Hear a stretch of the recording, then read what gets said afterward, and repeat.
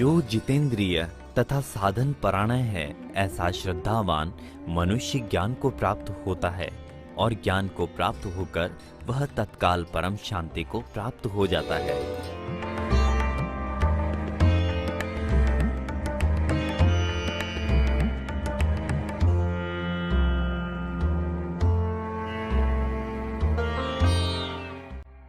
श्लोक में श्री कृष्ण ने श्रद्धावान मनुष्य को ज्ञान प्राप्त होने की बात कही है।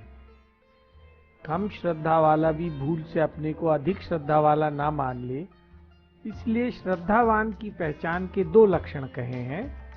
पहला, उसकी इंद्रियां पूर्णतः वश में होती हैं, और दूसरा, वो साधन में तत्परता से लगा रहता है। साधन में तत्परता से लगे रहने की कसौटी है इंद्रियों का संयम में होना।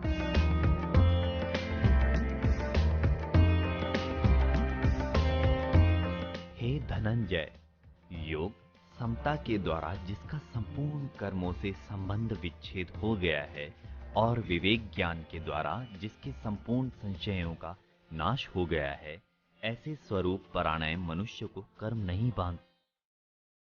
इसलिए हे भारतवंशी अर्जुन, हृदय में स्थित इस अज्ञान से उत्पन्न अपने संशय का ज्ञान रूप तलवार से छेदन करके योग समता में स्थित हो जा और युद्ध के लिए खड़ा हो जा।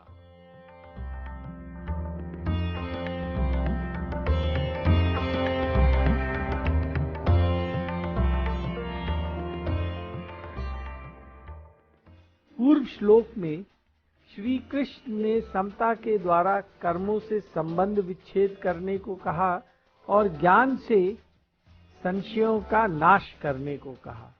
फिर ऐसे कर्मयोगी को कर्म बांधते नहीं है। अब इस श्लोक में इसे जानकर अर्जुन को युद्ध करने की प्रेरणा देते हैं।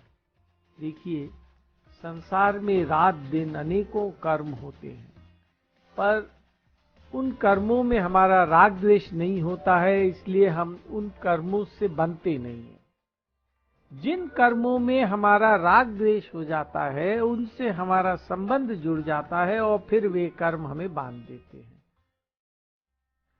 राग द्वेष ना होने से कर्मों से हमारा संबंध नहीं रहता है, और राग द्वेष होने से संबंध जुड़ जाता है।